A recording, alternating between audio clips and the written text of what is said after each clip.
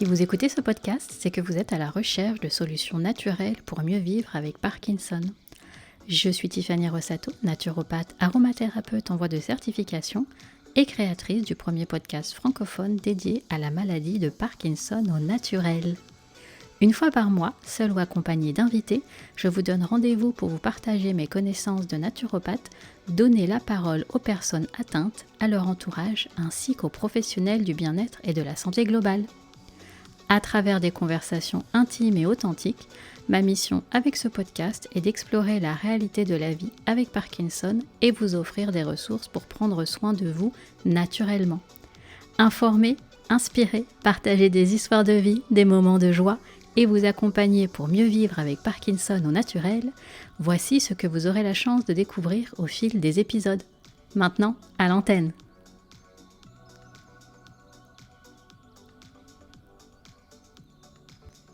Bonjour et bienvenue dans l'épisode 0 de Mieux vivre avec Parkinson au naturel. Je suis ravie de commencer cette aventure avec vous. J'espère que le podcast vous plaira et qu'il vous sera surtout utile dans votre parcours de vie avec Parkinson. Pour cet épisode 0, je vais me présenter. Qui suis-je? Quel est mon parcours? Pourquoi j'ai choisi d'accompagner des personnes qui vivent avec la maladie de Parkinson? L'orientation que je souhaite donner à ce podcast, votre podcast. Allez, c'est parti! En introduction, je vous parle de conversations intimes et authentiques. Eh bien, je vous propose d'ouvrir le bal et de me présenter à vous d'une façon originale. Prénom et âge, eh bien, je m'appelle Tiffany et oui, j'ai eu 40 ans cette année. Nationalité, alors moi, j'ai une double nationalité franco-canadienne. Je suis née, et j'ai grandi en France, mais ça fait presque 10 ans que je vis ici, à Montréal, au Canada. Et j'ai eu ma citoyenneté canadienne l'année dernière. Mes tempéraments hippocratique. Bah oui, il fallait bien que je vous parle de naturopathie dès le départ. Plus sérieusement, je vous en parle car la connaissance de soi est, je pense, le premier pas vers le bien-être, le mieux-être. Plus on se connaît, plus on comprend notre fonctionnement et plus on peut en faire notre allié, notre force. Eh bien moi, je suis bilieuse et nerveuse. Ça signifie que clairement, mon carburant premier, c'est les challenges. Je cours au challenge.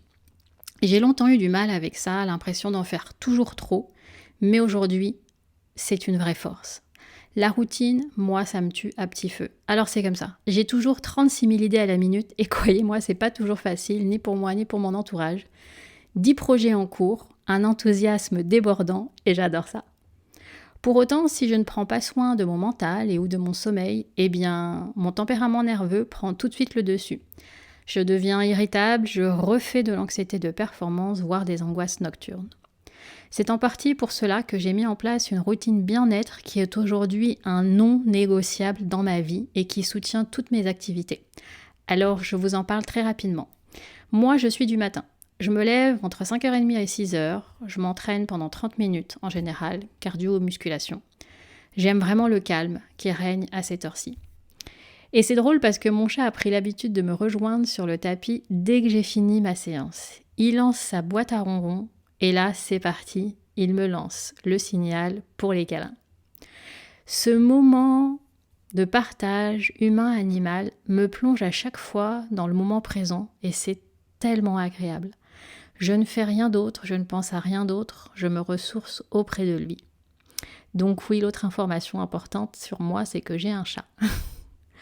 Ensuite, je prends ma douche, je fais couler mon café, je me prépare un bon litre, 1,5 litre de tisane que je vais boire tout au long de la journée pour bien m'hydrater et profiter des bienfaits des plantes médicinales. Ensuite, je sors prendre une marche et j'écoute mes podcasts préférés, c'est vraiment vrai en plus. Ou depuis plus récemment, je me connecte à mes souhaits, ce que j'ambitionne dans ma vie professionnelle comme personnelle. Je visualise mes rêves et comment je me sens quand je les aurai réalisés. Et puis après, comme tout le monde, vers 7h30, je commence mes rendez-vous, ma journée de travail. En parlant de mes ambitions professionnelles et personnelles, je pense spontanément au fait que j'ai la joie de partager la vie d'un homme extraordinaire depuis 7 ans. Il est d'ailleurs devenu aujourd'hui ma plus grande source d'inspiration et c'est juste magnifique. J'ai également 2 grandes sœurs et un petit frère. La distance n'est pas toujours évidente du fait du décalage horaire, mais je sais que l'on s'aime fort mutuellement. Mes valeurs sont la liberté, l'empathie, la bienveillance et la persévérance, même si aujourd'hui je souhaite inviter plus de légèreté et plus de plaisir dans tout ce que j'entreprends.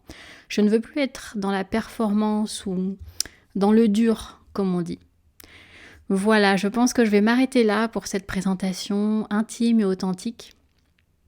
Et j'espère qu'elle vous permettra de me connaître davantage. Cela nous amène à mon parcours. Je ne vais pas trop m'étendre car j'ai un parcours somme toute classique. Moi, j'ai fait mes études académiques en France. À la base, j'ai un baccalauréat en sciences médico-sociales, ce qui est l'équivalent du cégep ici au Québec. À l'université, j'ai fait des études de sociologie et de philosophie. Je rigole parce qu'à l'époque, tout le monde allait en psychologie et moi, ça m'a toujours énervé de faire les choses comme tout le monde. Mais au fond, je pense que j'étais tout autant qu'eux à la recherche d'une grille de lecture, d'un référentiel psychosociétal, si je puis dire, car j'étais toujours, et je suis toujours une révolutionnaire dans l'âme. Parenthèse ouverte, parenthèse fermée, pour financer mes études, eh bien, je me suis servi de mon bac en sciences médico-sociales, donc j'ai toujours travaillé dans le domaine de la santé, de près ou de loin, et aujourd'hui, ça fait plus de 20 ans que je baigne dedans. D'ailleurs, en préparant cet épisode, j'ai réalisé que mes premières amours avec le lien thérapeutique remontent à 2009, lorsque j'ai eu la chance de travailler avec un cardiologue réputé, qui prenait extrêmement soin de ses patients et qui prenait toujours le temps qu'il fallait pour leur expliquer les choses. J'ai travaillé 5 ans pour lui et c'était chouette. Alors comme on dit, vraiment, toute expérience nous sert dans la vie. Ça nous amène en 2014, l'année où j'ai décidé de poser mes valises à Montréal. Là aussi, j'ai très vite trouvé un emploi dans la santé. J'ai pris en charge des personnes qui temporairement ne pouvaient plus exercer leur métier suite à une maladie. J'ai monté assez vite le corporate leader ou l'ascenseur social, comme on dit en français, jusqu'à devenir chef d'équipe dans une grande clinique privée à Montréal. Et puis j'ai vécu ce que beaucoup vivent. La clinique a été rachetée, j'ai eu un changement de direction, une directrice qui ne connaissait absolument rien à mon domaine d'activité et qui m'en demandait toujours plus. Vraiment, je mangeais, je respirais, je buvais mon travail. En 2020, la Covid est arrivée et a remis, comme pour beaucoup de personnes, je le sais, plein de choses en question. Un problème de santé assez important est également venu s'y greffer et remettre de l'ordre dans tout cela. Ça me fait penser à une phrase que j'aime beaucoup, « Chercher le cadeau qui se cache derrière le chaos ». Alors j'ai bien conscience que cela est beaucoup plus facile à dire qu'à faire une fois qu'on a digéré les choses et pris un peu de hauteur, mais quand même c'est ce que je ressens.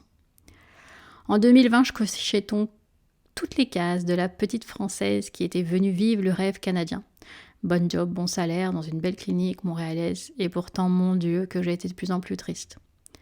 Je n'étais plus du tout alignée avec mes valeurs, j'avais un rythme de dingue, aucune hygiène de vie. Mon métier ne faisait plus du tout sens pour moi, et au vu de mes objectifs, clairement, on va se le dire, je devenais une chef d'équipe que je n'aimais pas du tout. Il devenait donc évident qu'avec tous ces changements que la vie m'envoyait, eh bien c'était à mon tour de me mettre en action et d'entreprendre les changements que je souhaitais. Être en action plutôt qu'en réaction face à la vie finalement. J'ai été suivie par une sophrologue pour gérer mon stress. J'ai un petit temps d'ailleurs songé à m'y former, mais no offense to anyone, comme on dit. Il me semblait que c'était pas assez complet. J'avais déjà entendu parler de naturopathie, mais je ne savais pas ce que le naturopathe faisait exactement. Et je me rappelle qu'à cette époque, comment je pourrais dire, je visualisais ou j'espérais déjà un système de santé intégrative du fait de mes différentes expériences professionnelles que j'avais eues. Mais je le pensais davantage en termes global, en termes de promotion, de prévention de la santé. Alors j'ai commencé à me renseigner via des recherches sur Internet, des lectures, de livres. Et puis je me suis dit, mais en fait la meilleure façon de savoir ce que fait un naturopathe, eh bien c'est de consulter un ou une naturopathe. Et en plus, ça me ferait certainement du bien. Et là, révélation. À la fin du premier rendez-vous, j'ai su que c'était ce que je voulais faire. J'avais l'impression que tout se mettait en place. L'anamnèse, la revue de mes déséquilibres de santé système par système, mes anciennes médications, mon hygiène de vie, en passant de l'alimentation à la gestion psycho-émotionnelle, j'ai de suite vu comment cela pouvait être en complémentarité avec la médecine allopathique. parce qu'on s'entend, quand on fait un infarctus du myocarde, ce n'est pas notre naturopathe qu'on appelle, on va à l'urgence. Alors voilà, j'étais décidée, je retournais aux études pour devenir naturopathe. Je ne savais pas du tout comment financer cela, car au Québec, on ne va pas se le cacher, si on veut une formation sérieuse et complète, c'est quand même un investissement financier important. Et puis finalement, j'ai pu négocier un licenciement économique. Cela nous amène à pourquoi j'ai choisi d'accompagner les personnes qui vivent avec la maladie de Parkinson et leur entourage. Pour celles et ceux qui me connaissent déjà via les réseaux sociaux, vous savez que ce choix de cœur est né suite au fait qu'une personne très chère à mon cœur a été diagnostiquée avec la maladie de Parkinson à l'âge de 43 ans, pardon. Ça a été un vrai choc. Pourquoi elle ? Pourquoi ce trouble neurologique à cet âge ? Comment est-ce que cela va évoluer ? Il y a toujours, je pense, une forme de sidération lorsqu'un diagnostic assez important tombe. Je me rappelle que je suis rentrée en France cet été-là et c'était ma façon de lui dire « je vis loin, mais je suis là ». Lorsqu'une maladie chronique s'installe dans la vie d'une personne, il est évident qu'elle s'installe dans son corps à elle, son corps physique, dans sa tête également, dans son mental, et même s'il n'est pas question ici de mettre une échelle de valeur, je suis aujourd'hui convaincue qu'elle s'installe aussi dans l'entourage proche de la personne qui cohabite officiellement avec la maladie. Pour ma part, l'état de sidération passé, j'ai commencé un parcours de réflexion en fonction de qui je suis et du fait que j'ai un grand besoin de mettre du sens sur les événements de la vie. En tant que proche, mon chemin à moi a été de me documenter, comprendre, m'informer sur la maladie de Parkinson. Et puis en tant que future naturopathe, j'ai commencé à travailler toutes mes recherches ou travaux sur cette pathologie neurodégénérative. Petit à petit, un choix de cœur est né, dédier mon temps et mon énergie de futur thérapeute aux personnes qui vivent avec la maladie de Parkinson et leur entourage via des ressources naturelles. C'est devenu un sujet de santé global qui m'anime, mon sujet de santé global. Je dis futur thérapeute car oui, je suis en voie de certification pour graduer cette année et avoir mon double diplôme de naturopathe aromathérapeute. J'aurai l'occasion d'en reparler davantage, mais il est très important pour moi de poser le cadre dès cet épisode. Il est évident que mon propos n'est pas de dire que la naturopathie guérit la maladie de Parkinson. D'ailleurs, ce n'est pas le naturopathe qui pose le diagnostic, tout comme il ne fait pas de prescription. Ce sont des actes réservés aux médecins et cela ne relève pas de notre champ de compétences. Je consacrerai un épisode à la naturopathie, mais je tiens à vous le dire, si vous rencontrez un ou une naturopathe qui vous dit qu'il va vous guérir, que vous pouvez ou que vous allez pouvoir arrêter votre médication sans en parler à votre neurologue, ce n'est ni éthique, ni professionnel, et ce n'est pas la naturopathie à laquelle je me forme. En revanche, le naturopathe peut travailler en complémentarité avec la médecine allopathique. Pour rappel, l'OMS, l'Organisation mondiale de la santé, reconnaît la naturopathie comme la troisième médecine traditionnelle après la médecine chinoise et ayurvédique. Au Québec, elle n'est pas encore réglementée, mais elle l'est dans 6 provinces sur 13 au Canada, dont l'Ontario, qui est juste à côté du Québec. Mon ambition, donc, en tant que futur naturopathe, est de mettre en place une approche complémentaire à la prise en charge allopathique faite par le neurologue et le médecin de famille. Pourquoi ? Comment ? Qu'est-ce que je peux apporter aux personnes qui sont à la recherche de solutions pour avoir une vie plus épanouie malgré la maladie ? Pour ceux qui souhaitent devenir acteurs de leur santé ? Comme beaucoup de pathologies chroniques, les troubles neurologiques ont un impact significatif sur le bien-être et la santé globale de la personne. Ici, on parle de problèmes de digestion, de problèmes sur l'humeur, le sommeil, le mouvement, la concentration, bref, sur la qualité de vie. Mieux vivre avec Parkinson au naturel, c'est donc pour moi une approche globale et holistique axée sur le bien-être physique et émotionnel de la personne. Cela passe par les piliers de la santé que sont l'alimentation, l'hydratation, le sommeil, l'activité physique et la gestion émotionnelle, mais ce de manière individualisée. On parlera donc d'ajustement alimentaire, de compléments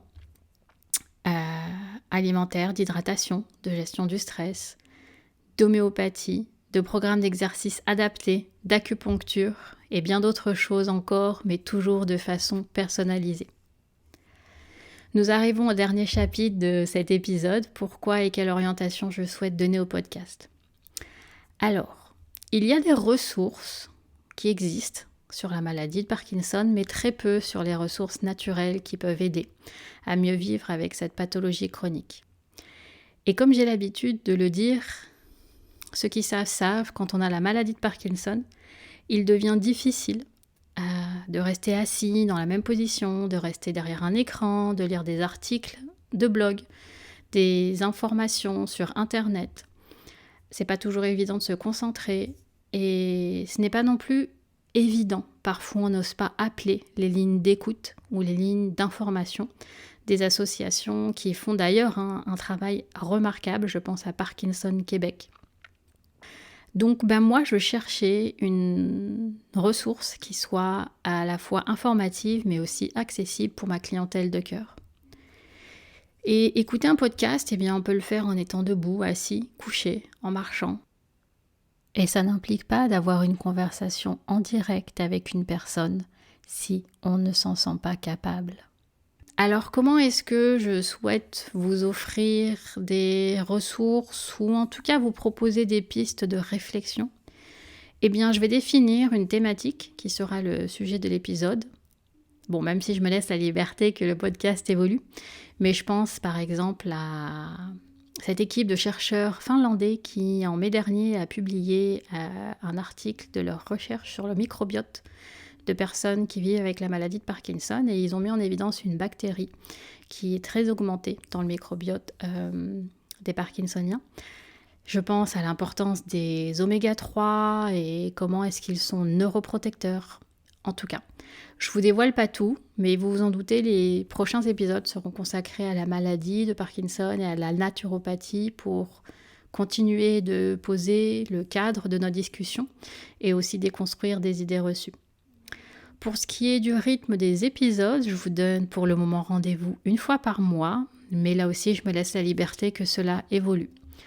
Pour être transparente avec vous, j'aimerais sortir un épisode à chaque 2 semaines, mais pour l'instant je fais tout toute seule. Je travaille, je finis mes études, donc je préfère vous proposer ce rythme et le bonifier dans le temps. En attendant, j'ai quand même créé une chaîne YouTube, car en faisant une petite étude de marché, on va dire, sur le podcast, j'ai appris que YouTube était quand même la 2e plateforme d'écoute. Alors je vous laisse le choix. Et puis j'ai le souhait également de vous proposer dans très peu de temps une version vidéo complète des épisodes. Enfin, ce podcast me tient à cœur parce qu'il est important pour moi de ne pas dépendre uniquement des réseaux sociaux pour communiquer avec vous. Et pour moi, le podcast, c'est vraiment un espace d'expression et de présence qui me plaît beaucoup. C'est une possibilité de vous offrir une autre forme de contenu, plus en profondeur, mais aussi plus authentique, plus convivial. Parler de maladies chroniques, ce n'est pas toujours évident, donc je tiens aussi à ce qu'on partage, ce qu'on inspire et qu'on ait des moments de joie. Vous souhaitez poursuivre la discussion et recevoir les épisodes en avant-première ? Rejoignez la communauté du podcast sur mon canal privé Telegram, MVAPO naturel-communauté du podcast. Je vous mettrai tous les liens en description de l'épisode. Voilà, je voulais vous proposer un épisode 0 à part entière, complet, intime et authentique. N'hésitez pas à me partager votre ressenti en commentaire. Merci pour votre présence et votre écoute. Vous pensez que cet épisode peut faire du bien, voire être utile à une personne ? Je vous invite à le lui partager. N'hésitez pas à vous abonner pour être au courant de la sortie des prochains épisodes. Si vous aimez mon podcast, dites-le moi avec 5 étoiles, des bonnes notes et des commentaires sur votre plateforme d'écoute préférée. Cela aide à le faire découvrir à d'autres personnes et pour vous remercier, je mettrai à l'honneur un de vos commentaires en début d'épisode. Pour suivre mon actualité, je vous donne rendez-vous sur mon site internet et mes réseaux sociaux en recherchant Mieux vivre avec Parkinson au naturel. Quant à moi, il me reste à vous souhaiter une très belle journée et je vous dis à très bientôt.